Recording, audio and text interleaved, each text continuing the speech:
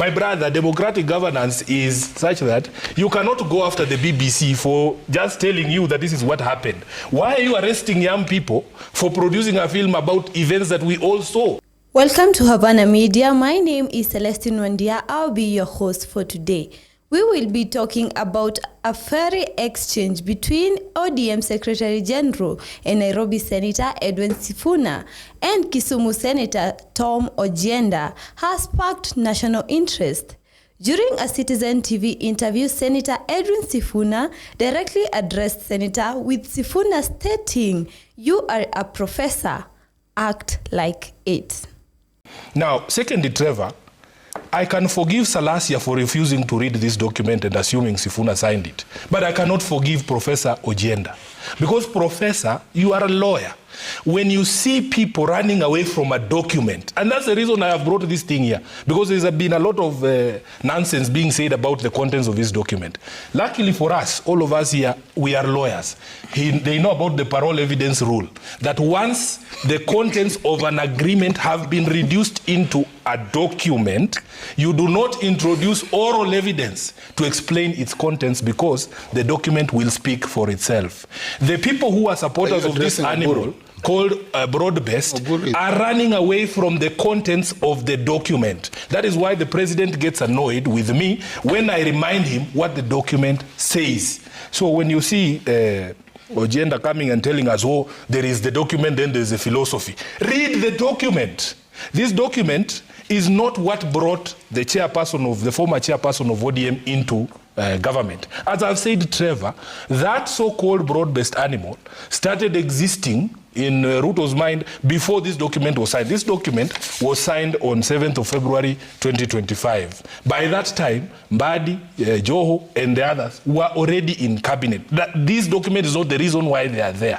And if you want to understand the discussions that went prior, the philosophy is captured here, Ogenda, that we understand that a nation will not develop without reinforcing democratic governance and the rule of law. And I wish, Trevor, you brought to me on this show alone, so that I can explain to you the contents of this document, so that people like Ogenda don't introduce things that are not there. You are a professor of law. Please don't behave like Salasia. Read the document so that you understand and explain to your people what it says. You are a professor of law. Stop behaving like Peter Salasia. These blunt statements suggest a significant disapproval of Ojenda's recent actions or public conduct. He also mentioned that the BBC documentary showed what exactly was happening and not false rumors, as most leaders are trying to play it out. A nation will not develop without reinforcing democratic governance and the rule of law. My brother, democratic governance is such that you cannot go after the BBC for just telling you that this is what happened. Why are you arresting young people for producing a film about events that we all saw? I was there in Parliament. Those things happened. The BBC is not fabricating anything. And in fact, all your media houses, including Citizen TV, covered these events. So why are you arresting people for just expressing themselves? That is running contrary to this document. Okay. So you're confirming that ODM will field a presidential candidate? I am saying this political party called ODM exists for only one sole purpose. We are not like Third Way Alliance, which exists to go to court. We exist to compete for political power. So ODM has not given that up. In 2027, we will field candidates for all positions. This exchange occurred amidst a backdrop of political maneuvering, where Sifuna shows disinterest in a cabinet position.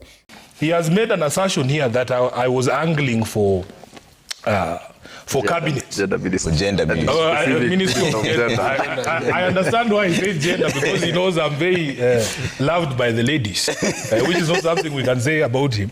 But the truth is, I have no intention. Of serving in a government such as the one that is in existence. So you would never take a cabinet position? I would never. In fact, they know. We've seen some of your own people like Professor Makau Mutua say never, then he comes in. I am not Makau Mutua. I'm not any one of these people who So for the record, you would never take us. I don't know how I can put it. I have no intention. I am very happy serving the people of Nairobi as a senator of Nairobi. And even in 2027, I've said I will not seek any other office other than the office of Senator of Nairobi. I am happy where I am. Simultaneously, Ogenda publicly urged Sifuna to support a broad-based government, an idea reportedly backed by Oburu Odinga. This difference in opinion likely fueled the tension. Sifuna's comparison to Ogenda or Peter Salasia, the MP Mumias East, is particularly telling. Salasia has been associated with controversial behavior. By drawing this parallel, Sifuna likely implied that Ojenda's recent conduct was undignified or unprofessional for someone of his stature. Ogenda has publicly advocated for Sifuna to support a broad-based government, aligning with figures like Oburu Odinga. He believes the MOU between President Ruto and Raila Odinga has created a new political reality, while Sifuna says that signing the document does not necessarily mean that he entertains the idea of a broad-based government. The exchange between Senator Sifuna and Ogenda offers a glimpse into the complex dynamics of Kenyan politics. Sifuna's sharp words reveal ongoing debates about political conduct and the failure of the opposition as the 2027 elections approach. The big question remains, will President William Ruto end up being a one-term president? On the next topic, what do young Kenyans think about the upcoming 2027 elections?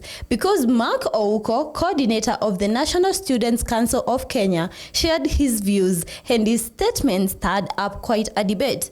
Ouko commended President William Ruto's administration for its efforts in addressing economic challenges and implementing policy reforms. He noted that while the government has made commendable strides, there remains a need for continued focus on the bigger picture, stating is as transparency and accountability to sustain public trust. Back to your question. In terms of political alignment towards 2027, I have opined, this is my personal view, and I have been castigated so much on this. I still believe if election was to be held today, William Samoei Ruto will still win the election. And not because William Samoei Ruto is popular or because he has majority of the votes. In fact, William Samoei Ruto approval rating as per today is at 12%.